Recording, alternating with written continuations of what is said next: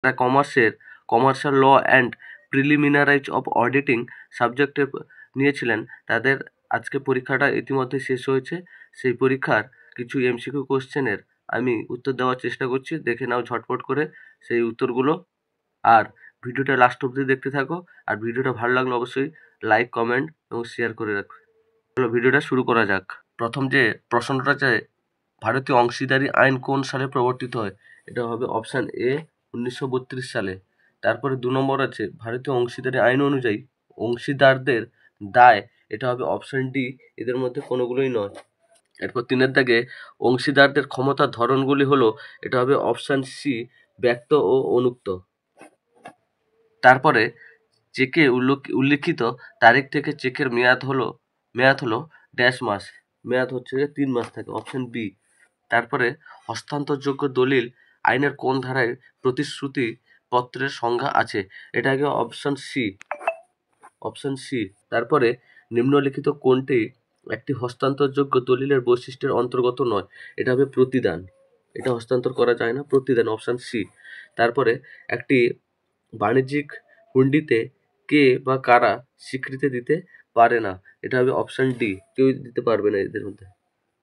এরপরে 8-এর দাগে যে চেকের টাকা যে কোনোদিন দখিলদারির দ্বারা ব্যাংককে প্রদান করলে পাওয়া যায় তাকে কি বলে? তাকে বাহক দেয় চেক বলে, এটা হবে অপশান বি। তারপরে প্রত্যেক বীমা চুক্তির ক্ষেত্রে বীমাযোগ্য স্বার্থ হলো অপশান বি, আবশ্যিক। তারপরে একই বীমাপত্র যখন বিভিন্ন কারণে হওয়া ক্ষতির জন্য ক্ষতিপূরণের শর্ত থাকে তাকে কি বলে? তাকে গড় বীমা বলে, অপশান সি। কোন বীমাকে নিশ্চয়তা চুক্তি বলা হয়? এটা হবে অপশান সি, জীবন বীমাকে। এরপরে 12 দাগে বীমার প্রেক্ষাপটে কজ প্রক্সিমা শব্দটির অর্থ কি? এটা হচ্ছে ক্ষতির কারণ, অপশান বি। তারপরে ভারতে সামাজিক নিরীক্ষা পরিচালন করা হয় ঐচ্ছিক, অপশান এ। এরপরে ড্যাশের কাছে ব্যবস্থাপনা নিরীক্ষার প্রতিবেদন পেশ করা হয়, এটা হবে পরিচালক মণ্ডলীর কাছে, অপশান বি। কোম্পানি আইন 2013 ধারার অধীনে পরিব্যয় নিরীক্ষা উল্লিখিত আছে, অপশান এ, 148 ধারা। নিরীক্ষা সংক্রান্ত নথিপত্রের অধিকার কার উপর ন্যস্ত থাকে? এটা হবে নিরীক্ষক দ্বারা, অপশান সি।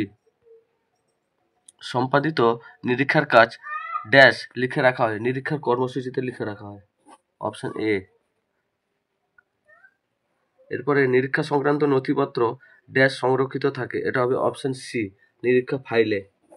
তারপর নেক্সট, নমুনা পরীক্ষা যে ক্ষেত্রে উপযোগী নয় তা হলো মৌসুমী শিল্প, অপশান বি। তারপর নিয়ম মাফিক পরীক্ষা হলো একটি ড্যাশ পদ্ধতি, চিরাচরিত পদ্ধতি, অপশান এ।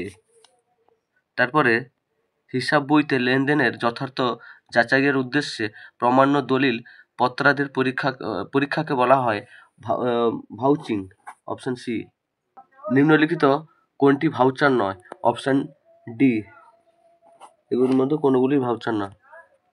এরপর পণ্য বিতরণ নোট কোন প্রকারের লেনদেন সম্পর্কিত ভাউচার? এটা হবে অপশান সি, ক্রয় সংক্রান্ত। তারপরে গ্রাহকদের জারি করা নগদ রসিদ এক রকমের আভ্যন্তরীণ ভাউচার, অপশান সি। ছিল আজকের এমসিকিউ প্রশ্ন, তার কিছু নির্ভুল সমাধান দেওয়ার চেষ্টা করলাম। ভিডিওটা ভালো লাগলে অবশ্যই শেয়ার করবে, আর চ্যানেলে নতুন হয়ে থাকলে চ্যানেলটিকে সাবস্ক্রাইব করে রাখবে। ধন্যবাদ।